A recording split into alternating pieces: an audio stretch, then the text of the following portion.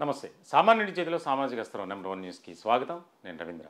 ఆంధ్రప్రదేశ్లో 2019 నుంచి 2024 వరకు వైఎస్ఆర్సీపీ అధికారంలో ఉంది. అధికారాన్ని అడ్డుపెట్టుకుని అక్రమాలకు పాల్పడ్డారు, అవినీతికి పాల్పడ్డారు, అనేక రకాల అకృత్యాలు కూడా చేశారు అనేది ఒక్కొక్కటిగా ఎన్నో విషయాలు బయటకు వస్తున్నటువంటి సందర్భం. ఇలాంటి క్రమంలో ఒక కీలకమైనటువంటి పరిణామం ఒకటి చోటు చేసుకుంది. ఉమ్మడి గుంటూరు జిల్లాకు సంబంధించి ఒకేసారి 12 మంది పోలీస్ అధికారులపై వేటు. బహుశా ఇది తెలుగు రాష్ట్రాల్లో ఇప్పుడు కూడా ఇలా జరగఉండదు. ఈ 12 మందిని ఎందుకు వారిపై చర్యలు తీసుకున్నారు అనేది ఆసక్తికరంగా మారినటువంటి అంశం. అదేంటి చెప్తా.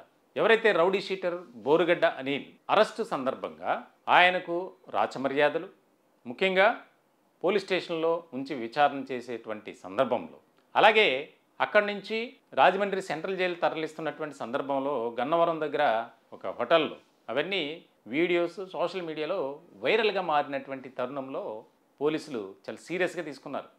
నిజం చెప్పాలంటే కూటమి ప్రభుత్వం సీరియస్గా ఫోకస్ పెట్టింది.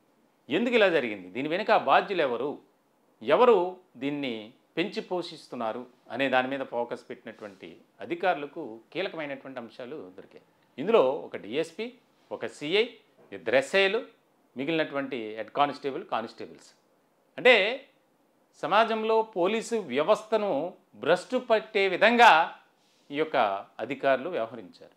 కాసుల కోసం కక్కుర్తిపడి, డైరెక్ట్గా చెప్పాలంటే, అంటే వైఎస్ఆర్సీపీ అంటే అభిమానం ఉన్నటువంటి వ్యక్తులు కొంతమంది పోలీస్ అధికారులు కానీ ఇతర డిపార్ట్మెంట్ల అధికారులు, వారు ఏది చెప్తే అది తూచా తప్పకుండా పాటించడం.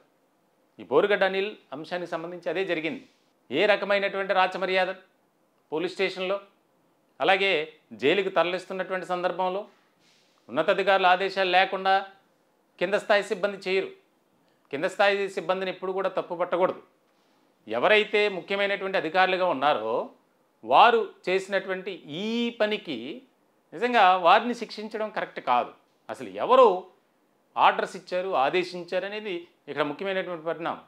ఉన్నతాధికారులు వారు సేఫ్ జోన్లోనే ఉంటారు. కానీ ఈరోజు బలైంది డిఎస్పీ, సిఐ, ఎస్ఐ. కాబట్టి ఉన్నతాధికారి ఎవరో ఉంటారుగా, ఖచ్చితంగా వారిపై చర్యలు తీసుకోవాలిగా. అంటే ఈ కింద స్థాయి సిబ్బందే కనిపించారా ఉన్నతాధికారులకి? మరి వారిపై ఎందుకు చర్యలు తీసుకోవట్లేదు? తప్పు వీరు చేశారా? ఎవరు ఆదేశిస్తే ఈ అధికారులు పాటించారు? వీరిగా చేయరు కదా. మొత్తానికైతే ముఖ్యమైనటువంటి అంశంగా మారింది.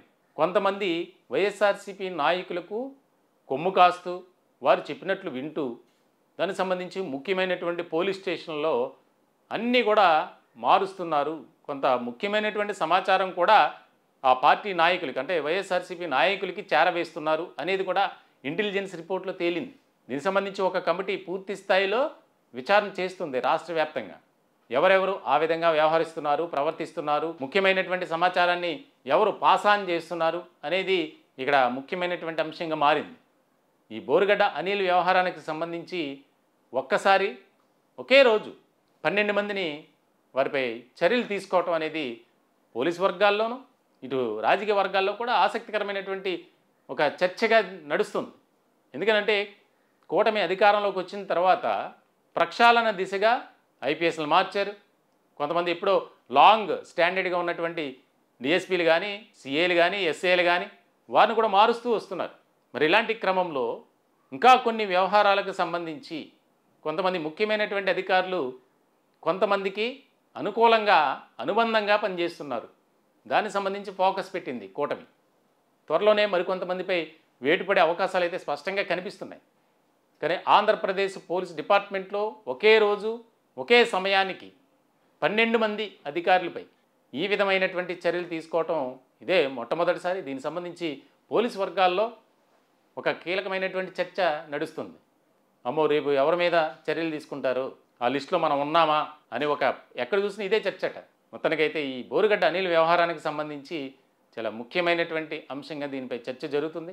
అలాగే కొంతమంది ఎవరైతే కేసులు విచారణ ఎదుర్కొని ప్రస్తుతం పరారీలో ఉన్నటువంటి వైఎస్ఆర్సీపీ కీలకమైనటువంటి నేతలు, వారికి కూడా కొంతమంది పోలీసులు అనుకూలంగా వ్యవహరిస్తూ ఇక్కడ సమాచారాన్ని ఎప్పటికప్పుడు వారికి అందజేస్తున్నారట.